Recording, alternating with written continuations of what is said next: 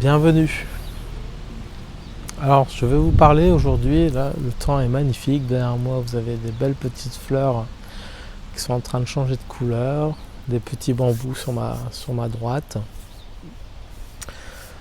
Et donc je voudrais parler de l'éveil aussi, de cette question en fait, comment est-il possible de perdre l'éveil? Et vous allez voir en fait, je vais répondre à cette question, mais vous allez voir aussi que le mot éveil est connoté un peu bouddhisme, puisque Bouddha veut dire éveil. Voilà, donc on parle aussi de nirvana, illumination dans le bouddhisme. Il faut savoir que par exemple dans l'hindouisme, on parle comment dire ça? Il fait vraiment magnifique aujourd'hui, un peu chaud. On parle de moksha, en fait la libération. Donc, ça veut dire libération en sanskrit, se libérer de son propre vivant. Et je vais répondre tout de suite à la question, peut-on perdre l'éveil? Et la réponse est oui, bien sûr. Vous pouvez perdre l'éveil puisque l'ego est très rusé et on peut se faire rattraper à tout moment et on peut perdre bien sûr l'éveil. D'ailleurs je milite pour un soi éthique. On parle aussi dans l'hindouisme de la réalisation du soi qui est une forme d'éveil. Dans le christianisme on parle du salut, également dans le judaïsme on parle de salut, et dans l'islam, dans le soufisme on parle aussi de libération. Je n'ai plus le terme en tête, mais de toute façon cette phrase pour dire bonjour dans l'islam, c'est on évoque le salam, c'est-à-dire la paix.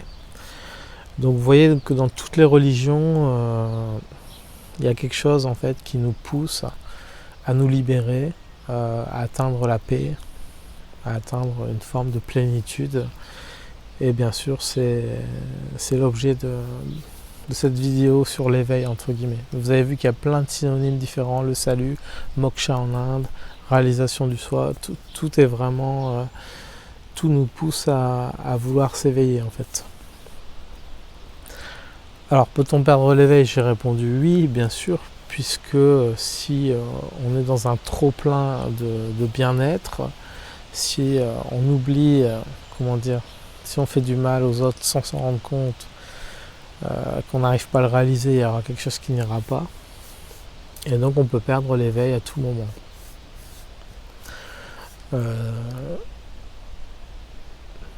Voilà, donc c'est pour ça qu'au niveau de l'éveil, ce qui peut être intéressant, c'est presque un non-sens de parler de l'éveil, puisqu'il ne s'atteint pas.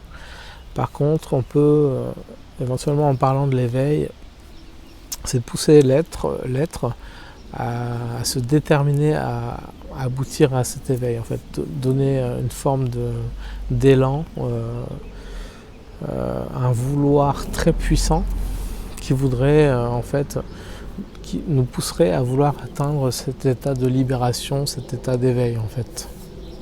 Voilà, donc je suis en train de parler à un arbre juste devant moi. Je sais pas si je peux vous le montrer en changeant la vidéo, je ne sais pas. Enfin bref, il y a un magnifique arbre devant moi. J'ai l'impression de parler à un arbre.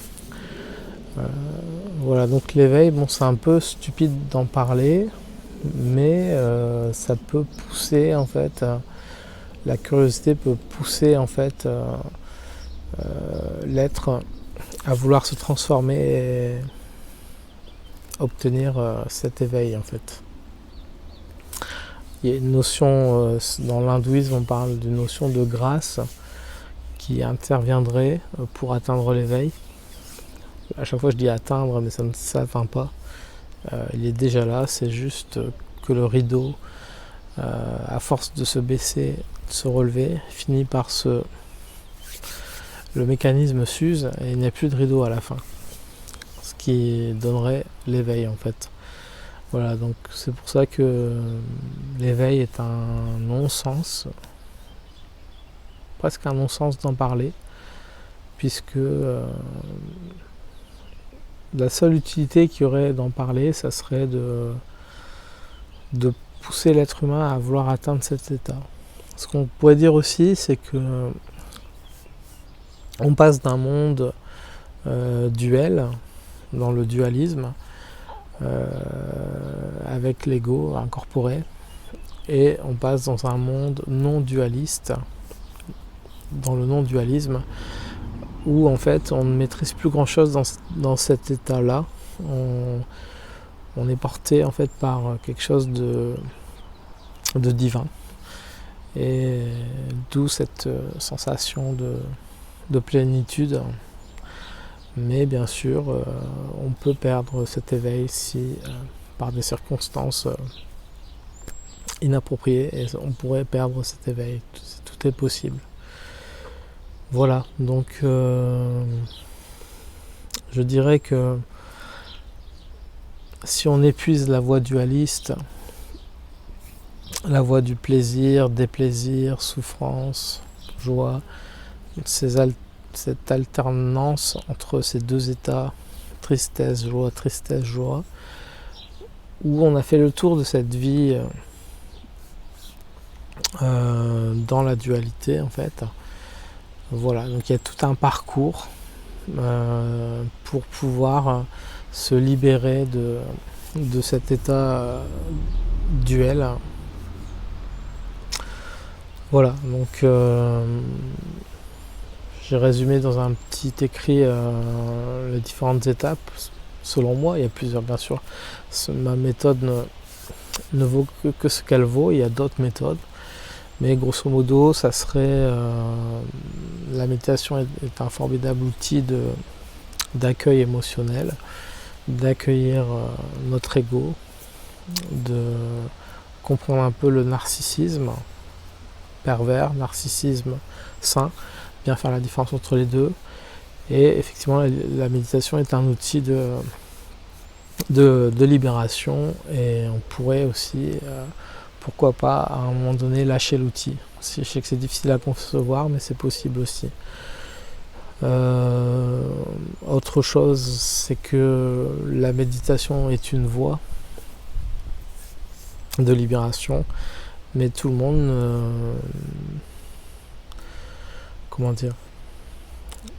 tout le monde n'est pas apte à la méditation. Donc il y a la possibilité de se libérer aussi par la parole. C'est tout à fait possible. Voilà, donc la prochaine vidéo que je vais faire, on a 8 minutes. Je vais faire une vidéo sur la psychanalyse, sur ses limites, etc. Je vous remercie de votre écoute et à une prochaine vidéo.